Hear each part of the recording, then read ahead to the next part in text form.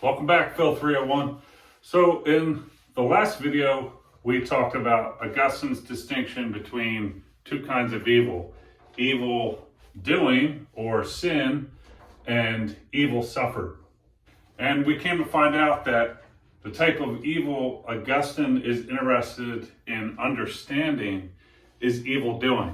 So what we're going to do in this video is consider 5 theories of evil that Augustine and Evodius discuss in Book 1. And we'll see that out of that 5, they reject 4.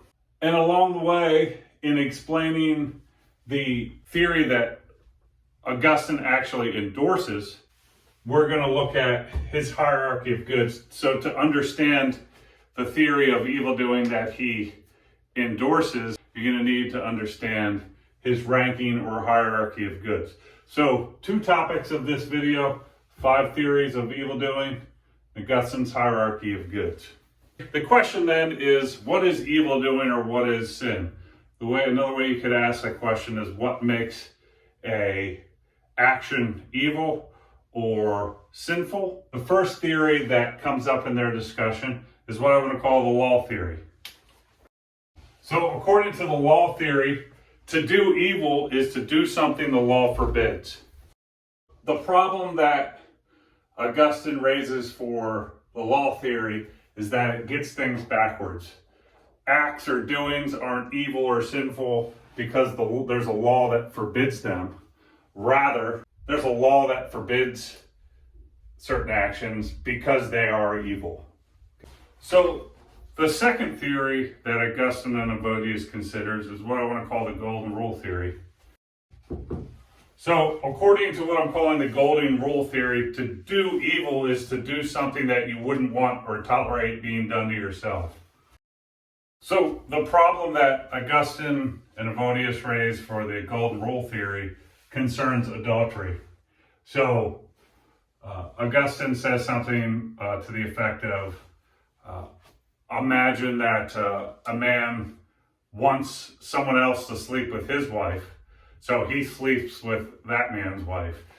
In that scenario, he's not doing something that he wouldn't want done to himself, but the act is still evil or sinful, right? So this theory is problematic.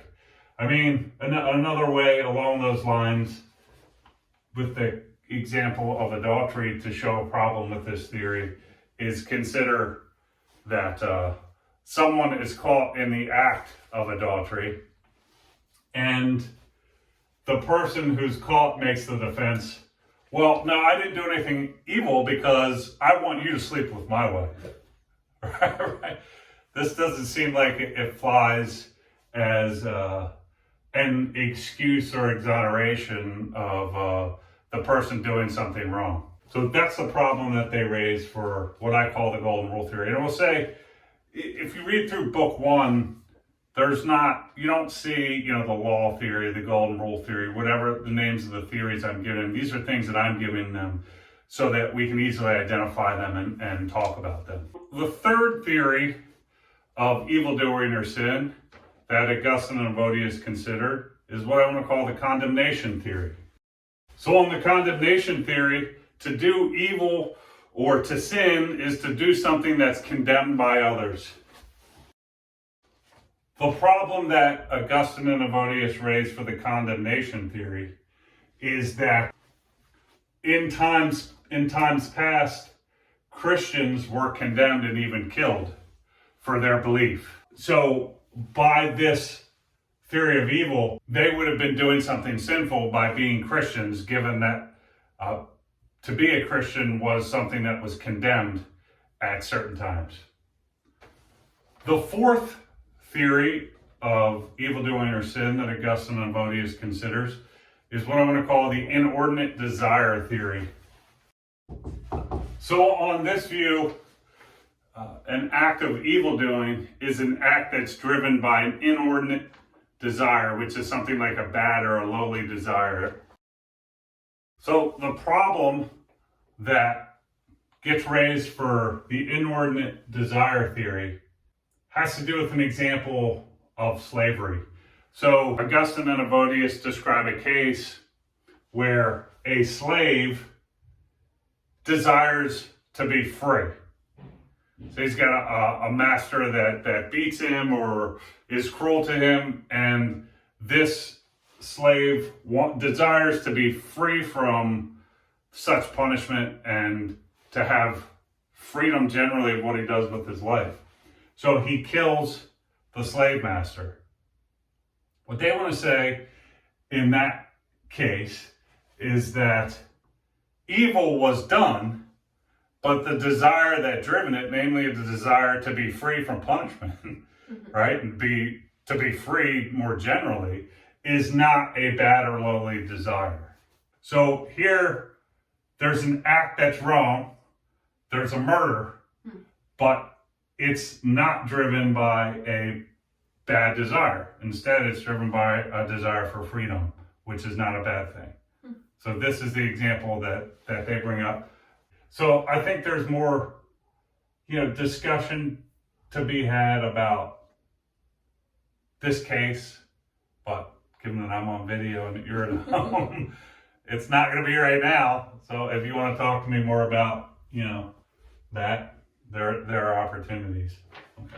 So far, we've considered 4 theories of evil doing, each of which Augustine and Evodius reject.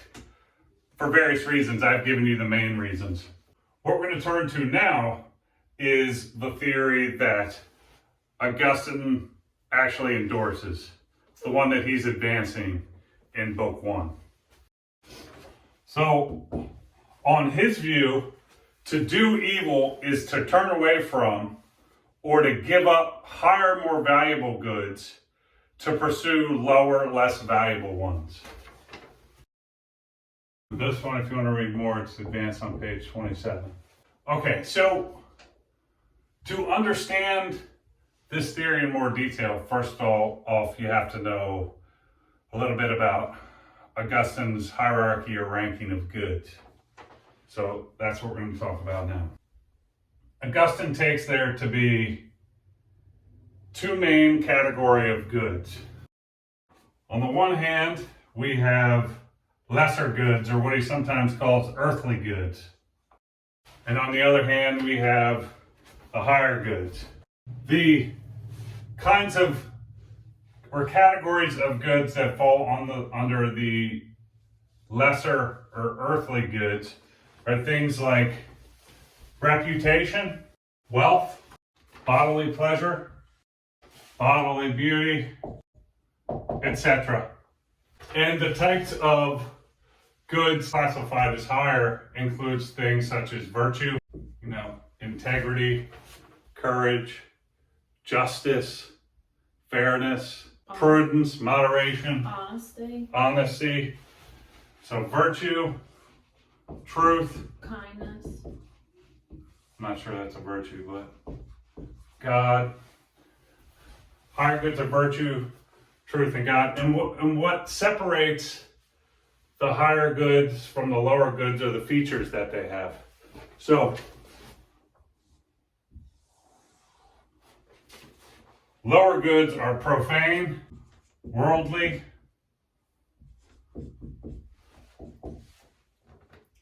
they're impermanent, you can lose them, they go away. You can have a good reputation, a bad one. You can have lots of money, but lose it. You could be in so much pain you can't experience any pleasure. You could be beautiful in your youth, but not as beautiful. The beauty could go away as you age. These kinds of things. They're impermanent. They're changing. Right? You could go back and forth from a good reputation to a bad one to a good one. Mm-hmm. Same thing with, you could be in a pleasurable state and then lose that. These are perceived and enjoyed by the lowest part of a human being, namely the bodily senses of a human being, HB. So Augustine is a dualist about human beings. He thinks that they are body-soul compounds. And these types of joys or at least many of them, or these types of goods, these are things that are perceived by and experienced through the body. Say bodily beauty is seen through the eyes of the body, so the eyes of the mind, right? And the last quality that he ascribes to the lesser earthly goods, that they can be taken from you against your will. Someone could run a smear campaign against you to take away your good reputation. They could come into your house and steal all your wealth. Same thing with your bodily pleasure. They could, someone could harm you. If you're comfortable in your body, someone could come in with a club and break your leg or whatever. These things, bodily pleasure, can be taken away, so can bodily beauty. Think of your own examples. Okay, in contrast to the lesser earthly goods, the higher goods have these qualities. They're divine, eternal, they're unchanging. Not only are they unchanging, they're unchangeable. They're perceived or enjoyed by the mind, which is the higher part of a human being. And lastly, they can't be taken from you against your will. As Augustine says, you can only give these things up. No one can take from you. If you have personal integrity, no one can take that away from you. They may make it seem like you're a liar or something like that, but that doesn't take your integrity away. In truth, you still have it. People are just deceived about that. Same thing with truth or God.